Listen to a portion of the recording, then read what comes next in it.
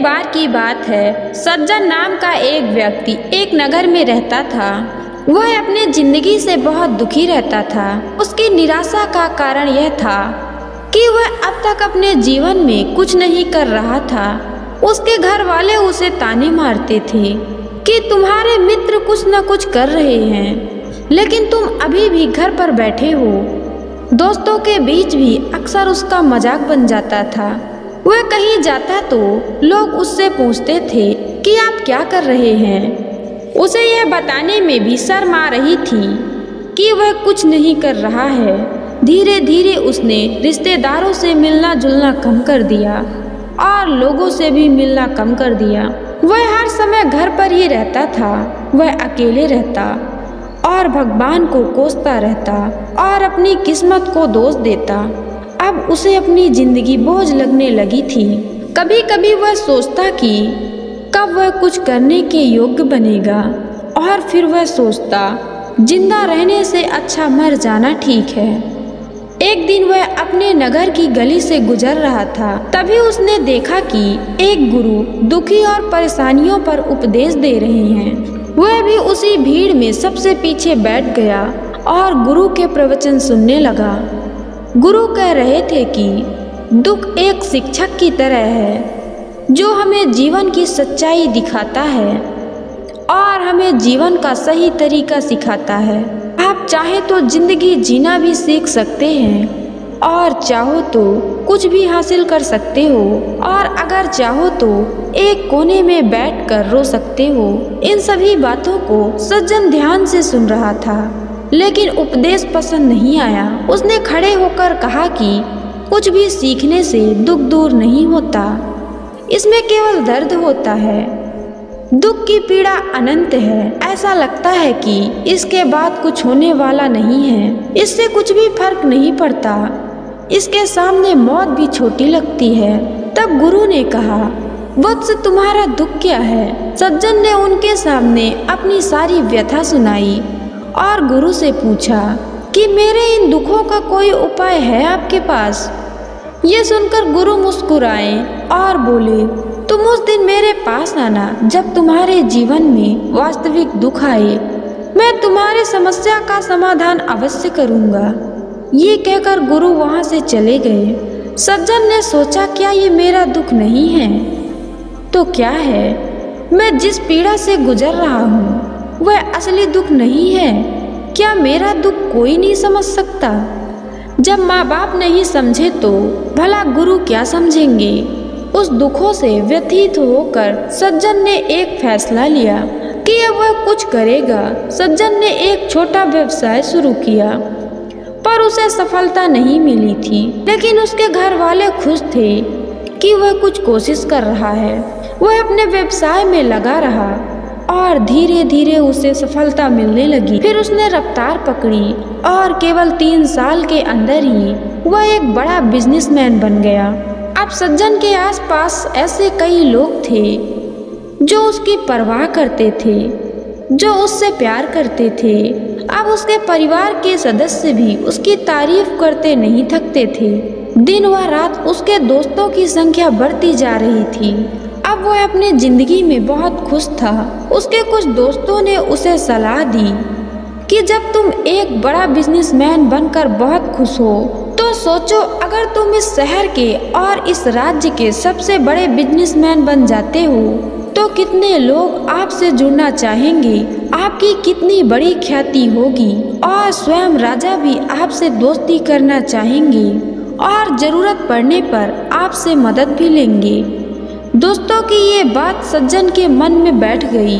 अब वह और पैसे कमाने की कोशिश करने लगा, लेकिन उसे यह सब बहुत ही जल्दी चाहिए था। वह समय बर्बाद नहीं करना चाहता था। वह अधिकांश समय इस चीज को प्राप्त करने में लगाने लगा, इसलिए वह ऐसा काम करने लगा जो सही नहीं थे। उसने पैसे उधार लेना शुरू किए। उसके दोस्तों से पैसों की मात्रा और अधिक मुनाफा कमाने के लालच में वह अपने माल में मिलावट करने लगा और अन्य व्यापारियों के खिलाफ भी साजिश रची और उन्हें डराया धमकाया। जैसा उसके दोस्त कहते थे वैसा ही करता था। वो इन तरीकों से ज्यादा पैसा कमा रहा था पर उसके जीवन में पहले जैसा चैन नहीं था। उसके मन से शांति गायब हो गई थी और वह रात को सो नहीं पाता था। वह विचारों में रहता था।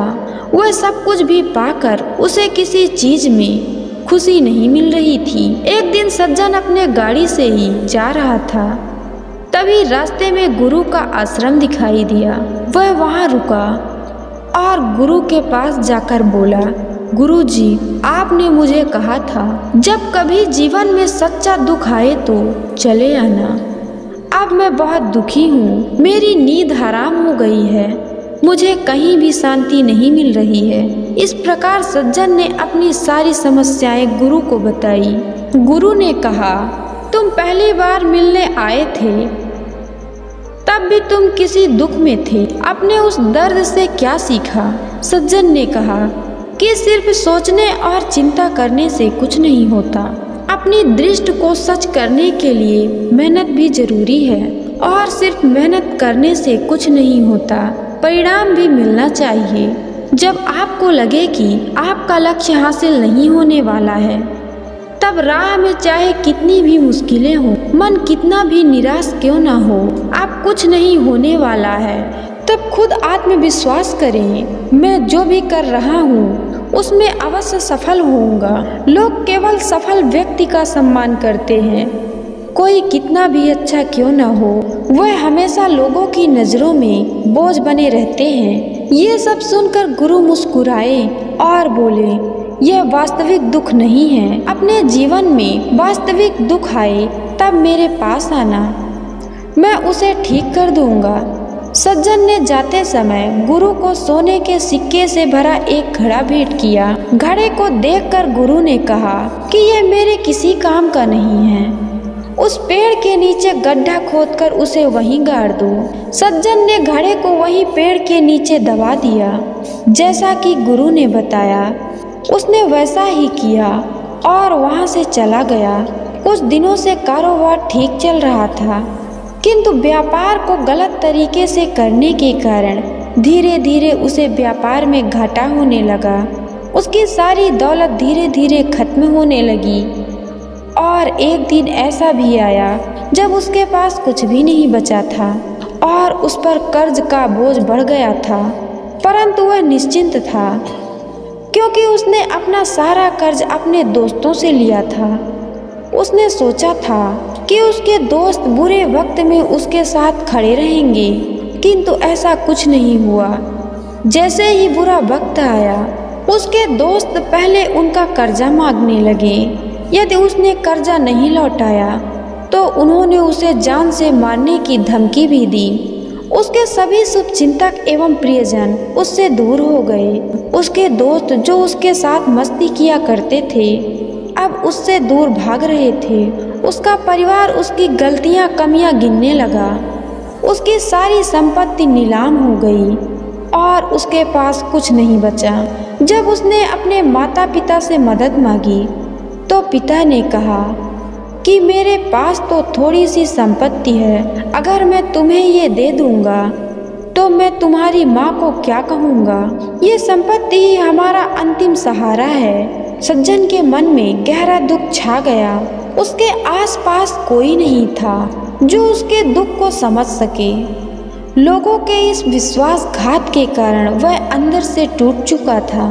वह अब सोचने लगा कि अब जीने का कोई मतलब नहीं है, अब मृत्यु ही मेरा सहारा है। अब आत्महत्या करने के लिए पहाड़ी पर जा रहा था, तब उसे याद आया कि गुरुजी ने कहा था कि तुम तब मेरे पास आना जब तुम्हारे जीवन में वास्तविक दुख हो। सज्जन तब गुरु के पास गया और अपनी सारी व्यथा सुनाई। आंखों में आंसू लिए उनसे कहा, हे गुरुदेव, मेरे दुख का निवारण कीजिए।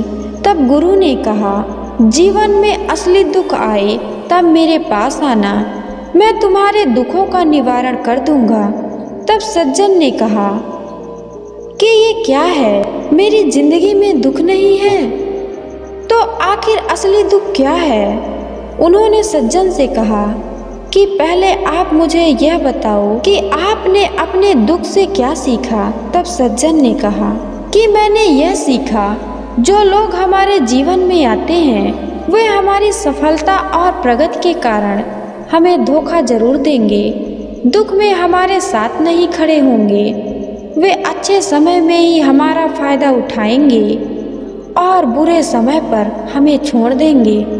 उन लोगों पर ही भरोसा करें जो हमारे बुरे समय पर हमारे साथ खड़े रहते हैं। किंतु ऐसे लोग बहुत कम होते हैं, लेकिन जिनके पास हैं उन्हें उनकी सराहना करनी पड़ती है। उनका अपमान नहीं करना चाहिए।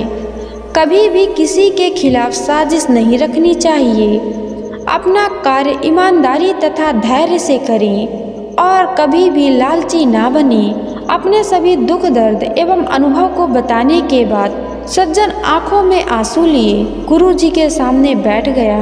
कुछ देर बाद गुरु उठे और पेड़ के नीचे गड्ढा खोदा और घड़ा निकाला जो सोने के सिक्के से भरा हुआ था। उसने सज्जन को देकर कहा कि तुम मेरे पास तब आना जब तुम्हारे पास वास्तविक दुख हो। सज्जन ने अपने गुरु को धन्यवाद दिया और उन्हें प्रणाम करके चला गया। उस पैसों से उसने एक छोटा सा व्यवसाय शुरू किया। अब वह छोटा व्यापारी बनकर भी खुश था। उसने पूरी लगन और जिम्मेदारी के साथ व्यापार किया और जल्द ही अपने शहर का एक बड़ा व्यापारी बन गया। उसका जीवन सुख सुविधाओं से भर गया। किंतु कोई कितना भी अच्छा क्यों ना हो, लेकिन जीवन में दुख आता है। तो सज्जन के जीवन में भी दुख आया।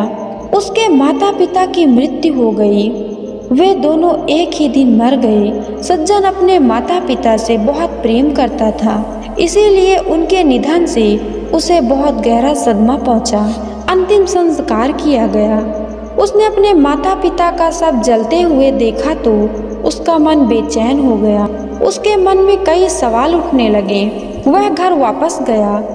उसने अपने माता पिता का घर और संपत्ति को देखा जिसके लिए उसके पिता सदैव लड़ते रहे।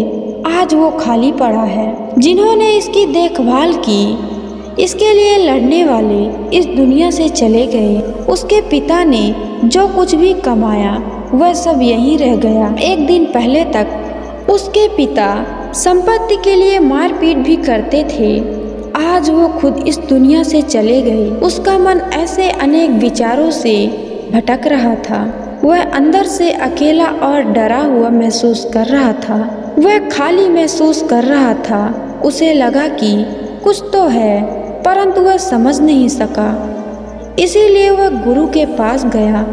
उसे देखकर गुरु ने कहा कि क्या जीवन में कोई दुख है? तब सज्जन ने कहा, वैसे तो जीवन में कोई दुख नहीं है, सब कुछ अच्छा चल रहा है, किंतु आज मेरे माता पिता का देहांत हो गया है। मैं इस घटना से बेहद दुखी और परेशान हूँ। गुरु ने कहा, इसमें दुखी होने की क्या बात है?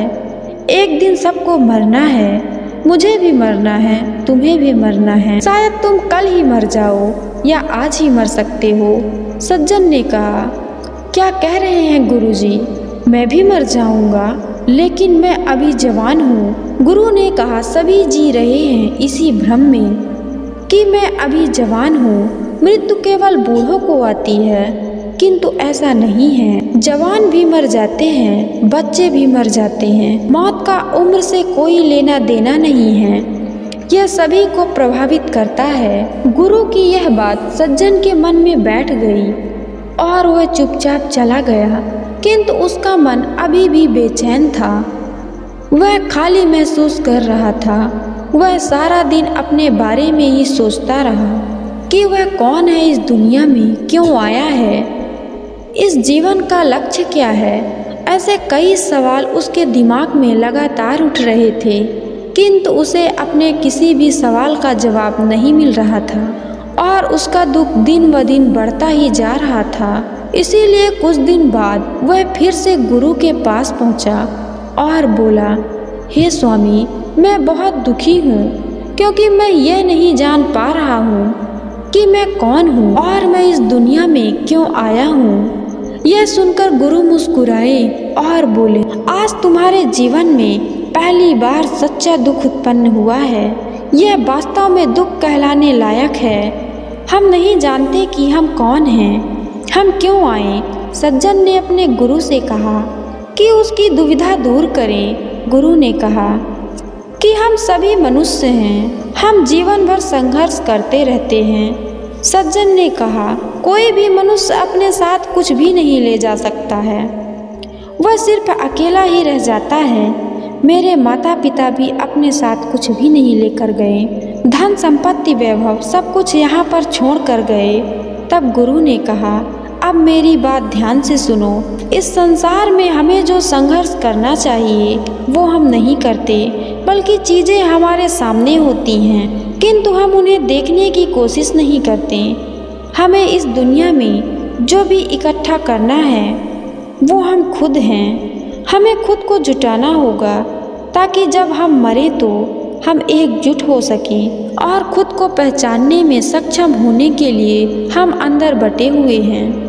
हम प्यार, नफरत, गुस्सा, ईर्ष्या में बटे हुए हैं। क्रूरता, धन, संपत्ति, निष्ठा, सम्मान, पहचान, धन, वैभव, जात, सैकड़ों हजारों ऐसी चीज़ों जैसे इच्छाओं में हम विभाजित हैं और टुकड़ों में जीवन जी रहे हैं। इस विभाजन के कारण हमारी चेतना कभी एक नहीं हो सकती। हमारी चेतना अवश्य बिखरी हुई है, इसीलिए हमारे पास इतना समय नहीं है, इतनी ऊर्जा नहीं है कि हम मुड़ सकते हैं और अपने भीतर देख सकते हैं। वास्तव में धन, सम्मान और सुविधाओं को लोग दुख समझते हैं और जीवन भर के लिए इसे दुख कहकर रोते रहते हैं और समाधान खोजने का प्रयास करते रहते हैं। उन्हें अपना समाधान कभी नहीं मिलेगा, क्योंकि जिसे लोग दुख कहते हैं वो वास्तविक दुख नहीं है। यह सिर्फ एक आदमी की इच्छा है, उसकी इच्छा कभी पूरी नहीं होती, इसीलिए व्यक्ति को कभी भी उसके प्रश्नों का समाधान नहीं मिलता। इसीलिए इन सब से परे यदि आप अपने दुखों का परम समाधान चाहते हैं तो सबसे पहले दुख को समेटना होगा। इस दुनिया से अपनी ऊर्जा वापस लो और इकट्ठा करो। अपने आप पर ध्यान केंद्रित करो, स्वयं पर ध्यान दो। अपनी मृत्यु से पहले स्वयं को जानने का प्रयास करो। बिखरो मत। सज्जन ने कहा, क्या हम इस संसार को छोड़ दें? हमारी सभी इच्छाओं को मार देना चाहिए। किसी से प्रेम नहीं करना चाहिए, धन संग्रह नहीं करना चाहिए, सम्मान की आशा छोड़ देनी चाहिए। गुरु ने कहा कि भावनाओं और इच्छाओं से ऐसे बिखरे हुए मनुष्य से ऐसे बाहर निकल कर आओ जैसे कोई पत्थर पहाड़ से जिस पर पर्वत का कोई वंश नहीं होता सिवाय देखने और परेशान होने के। ठीक उसी प्रकार बिखरे हुए मनुष्य की इच्छाएं बेकाबू और दर्दनाक हैं। उसका अनियंत्रण मन इच्छा करता रहता है और कल्पना करता रहता है और ये दुख देता है। लेकिन जब एक व्यक्ति अपने मन को एकाग्र करता है तो वह जो कुछ भी करता है वह उसके नियंत्रण में होता है। फिर उसकी इच्छा से इच्छाएं भी उत्पन्न होती हैं। फिर सज्जन ने कहा कि आपने मेरे असली दुख का समाधान कर दिया। आपका बहुत बहुत धन्यवाद। अब से मैं खुद को समेटने और खुद को तलाशने की कोशिश करूँगा। गुरु ने कहा कि मानव शरीर में बहुत ऊर्जा और शक्ति है, लेकिन यह फालतू के कामों में लगा रहता है, बेकार की बातों में लगा हुआ है। यह एक बहुत ही शक्तिशाली मशीन की तरह काम करता है और वह बिना सोचे समझे अपनी शक्ति बर्बाद कर रहा है और बिना किसी नियंत्रण के। इसीलिए इस शक्ति पर ध्यान दें, अपनी चेतना को इकट्ठा करें। सज्जन को अपने प्रश्नों का हल मिल गया। उसने अपने गुरु का धन्यवाद किया और चुपचाप चला गया। तो मित्रों, आज के लिए बस इतना ही। मिलते हैं अपनी अगली वीडियो में। तब तक के लिए अपना ध्यान रखिए और मुस्कुराते रहिए। साथ ही आज की ये वीडियो कैसी लगी कमेंट में ज़रूर बताएं। धन्यवाद।